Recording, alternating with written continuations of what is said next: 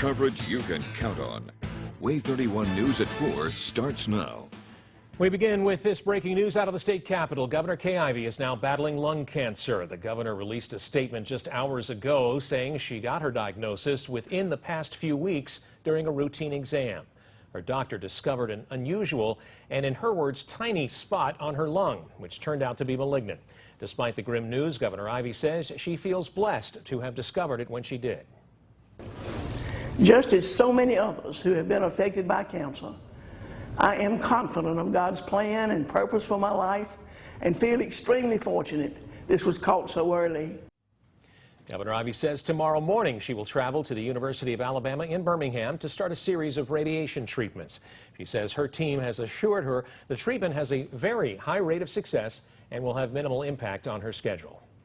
Thanks for joining us this afternoon. I'm Dan Schaefer. State leaders are voicing their support for the governor in the wake of her diagnosis. Lieutenant Governor Will Ainsworth released this statement in the last hour. He wrote, "Throughout her career, Ivey has proven herself to be a strong and determined woman who will confront any obstacle placed in her path. The courage and tenacity she has shown in the past will serve her well in the challenge that lies ahead." Wave 31's Will Robinson-Smith had a chance to talk with our political analysts about what this might mean for Governor Ivey and her ability to perform her duties in office. Will? Yeah, that's right, Dan. In fact, Wayman Burke, one of our political analysts, said that there is precedent in the state of Alabama for a governor having a cancer diagnosis, and he doesn't foresee Lieutenant Governor Ainsworth needing to step in to do any additional roles or to help the governor out any more than he already does. I think that's highly unlikely. Governor Lurleen Wallace, of course, had cancer, and it was discovered late, as I recall, back in the late 1960s. And she did not miss any time as governor. And he added that because the diagnosis was caught as early as it was, that he doesn't foresee Governor Ivey skipping a step as far as her role as governor of the state of Alabama. Dan? Thanks, Will. Wave 31 is working to learn more about Governor Ivey's diagnosis, her medical history, and the treatment challenges ahead for her. We'll keep you updated on air and online as we learn more information. New information, we are learning more about the man who was shot by a deputy at the Jackson County Courthouse. Investigators tell us 72-year-old Fred Swearingen had 4 loaded magazines with him. Wave 31's Sierra Phillips is live at the courthouse with reaction from Swearingen's neighbors. Sierra? Right now, it's business as usual here at the courthouse, but everyone tells me the shooting yesterday is still on their minds. Now, I spent some time in the small community where the suspect lives and talked to neighbors about him. They tell me it's on their minds, too. Kind of confused and saddened. Bill Golden lives just north of Woodville in the Letcher community. I met with him to learn about his neighbor, Fred Swearingen, the 72-year-old man who deputies say walked into the Jackson County Courthouse and drew his weapon Wednesday morning. We just couldn't imagine anything like that coming from Fred. Golden tells me he's lived on his county road for more than 40 years and has known Swearingen almost as long. He said Fred is quiet and keeps to himself. A real nice guy, kind of a loner. Because of that, neighbors don't know a lot about him. But with just 15 houses on his street, everyone is talking about him. Confused. I can't really come up with the reason, why that it happened. Golden says everyone just hopes he's okay. Just trying to deal with it best I can. Investigators couldn't give me an update on the suspect's condition or tell me if he was targeting anyone. We do know it's illegal to carry a gun in a courthouse in Alabama, even if you have a concealed carry permit. Reporting live in Jackson County, Sierra Phillips, Wave 31 News. Thanks, Sierra. New details. We now know the identity of a man who died in a fatal fire in Geraldine last night. DeKalb County Coroner Tom Wilson tells us 66-year-old Charles Bolding was killed. Geraldine's located about 5 miles north of Crossville. The call came in at 11 o'clock Wednesday night. Several first responder agencies rushed to that fire at Highway 75 and County Road 28. Bolding lived in the home and passed away in the fire. Drought is expanding across Alabama. Take a look at your screen. On the left, you see the new drought monitor released today on the right is what it was a week ago. You can see abnormally dry conditions, the yellow shade, have spread throughout much of North Alabama. Moderate drought, the tan shading, expanded in Sand Mountain. WAAY 31 Chief Meteorologist Kate McKenna is in the Storm Tracker Weather Center with more on these dry conditions and when farmers might get some relief. Yeah, first and foremost, I want to give you that comparison, just really focusing on North Alabama. And we've got to talk about what it means to be in abnormally dry conditions, because that's the biggest change for North Alabama. Remember, that's the yellow shading that you're seeing here. Abnormally dry means that you're either going into or coming out of drought conditions. And in our case, it would be that we are kind of verging on going into drought conditions in these yellow areas. Remember, that kind of beige color that you see, that's moderate drought for most now of Jackson County, still that sliver of Marshall County, and a large portion, the majority of the Tennessee Valley is now included in abnormally dry conditions. So we're not going to get a lot of help when it comes to rain in the forecast in the coming days, unfortunately. But at least we've gotten some slightly cooler temperatures. Currently 88 degrees in Huntsville, and as we go throughout the next couple of days, we will keep those similarly comfortable temperatures. 64 degrees right as we get into early tomorrow morning. Then partly cloudy sky, wind out of the southeast at about 5 miles per hour. It's even better by Saturday morning, and in between, tomorrow afternoon temperatures are only a couple degrees shy from average. I'm tracking the temperatures for you when they're back close to 90, and when we get some rain in the forecast. That's coming up. Thanks, Kate. The new information: the entire state is mourning the loss of Tuscaloosa police officer Dornell Cousette after he was shot and killed Monday. It comes at the same time as Huntsville police are working to recruit new officers. WAAY 31's Sydney Martin talked with the department's recruitment team about the dangers of becoming an officer.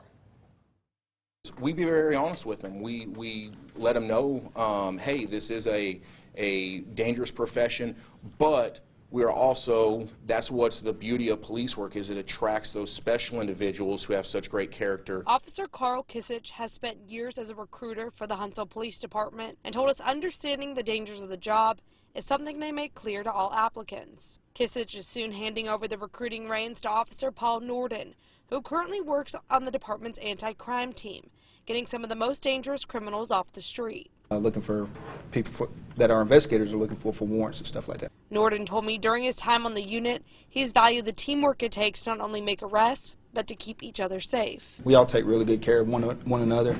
Our training academy is top notch, and so we're trained to handle dangerous situations. And he'll use the tactics he's learned on the streets to help him select cadets who will work well with his brothers in blue. Even though the department's recruiter will soon change, they're still focused on recruiting the best candidates to serve Huntsville. Integrity, Bravery, those kinds of things, and who want to be servants of the people. So it's really a drive to us, no matter what it takes. Anyone interested in applying for the department's next academy has until the beginning of October to apply. The academy starts in March. In Huntsville, Sydney Martin, WAAY 31 News. If you're interested in becoming a police officer, WAAY 31 has a link to the application process on our website, waaytv.com. Huntsville police aren't the only ones dealing with recruitment challenges. Law enforcement agencies all across the state are dealing with shortages on their forces.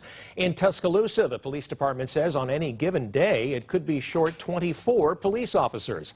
On top of that, the Shelby County Sheriff's Office says finding qualified people makes it even harder. 9 out of 10 applicants don't make it through the screening process. Sad news out of Morgan County. A deputy dog has ended his watch after passing away. Today, the Morgan County Sheriff's Office announced the passing of Canine Deputy Knox. Knox passed away unexpectedly but peacefully in his sleep. He had served and protected since the fall of 2014 and was named after former Morgan County Sheriff Knox McCrae. An animal hospital is honoring fallen deputy canines in DeKalb County. This is a wall of honor put up at the DeKalb County Animal Hospital. 6 service and therapy canines are currently being spotlighted on the wall. Happening now, construction at a deadly intersection in Madison County is finally being completed today. Road work began back in July at the intersection of US 72 and Doug Hill Road. This morning, crews went out to wrap up the $350,000 project. The Department of Transportation says construction workers were striping Doug Hill Road and putting in curbs to make sure drivers are turning the correct way. Officials say from now on you cannot make left turns from Doug Hill Road. Instead, you'll need to turn right onto 72 and then make a U-turn. Officials say this could reduce injuries and fatal crashes. Officials also say lanes are now open. There are signs to help you navigate the area safely. Traffic was at a standstill this morning on Highway 72 after a wreck involving a box truck. Both lanes were closed after that truck overturned. It took several hours to clear the road. Fire officials say one person was taken to the hospital. Right now, we don't know their condition. Happening now, tonight is the 19th annual Women's Economic Development Council Women Honoring Women event. Way 31 is a proud sponsor, and Way 31 anchor Naja Sherman has spent the last few months getting to know this year's 5 honorees. She joins us live from the Von Braun Center now to tell us how this event is changing lives. Naja? Dan, the money raised from this event goes to college scholarships for women right here in our area. It starts in about an hour and a half, the big event, and you can see that crews are still setting up and putting the finishing touches on tables just to make sure that everything is perfect. The scholars who receive college money also receive mentorship and skills training from one of our 5 Women Honoring Women honorees. The Women's Economic Development Council gives thousands of dollars in scholarship money every year. It's a huge event, and the 5 honorees are truly amazing women who have accomplished so much both personally, professionally, and continue to give back. We've profiled them for the last several weeks on Way 31 News. I am very proud to be the MC of this evening's event. It starts at 5:30 here at the Von Braun Center. Dan, back to you. Thanks, Naja. Gas prices are going up across the country. Alabama is no different. See how drivers are now paying, how much they're paying at the pump compared to last week. Motorcyclists will hit the road to honor Native Americans. Learn about the Trail of Tears Memorial Ride and how it will impact roads here in North Alabama. We've had a few clouds so far today, but this is a mostly sunny view over to Tuscumbia on our Way 31 Ridgeline Construction Camera Network. Notice that American flag kind of blowing in the wind. A nice breeze as well today. I'm tracking what's in store for your Friday and the weekend coming up. Coverage you can count on. You're watching Way 31 News with Dan Shaver, Naja Sherman, Chief Meteorologist Kate McKenna, and Lyndon Blake with sports.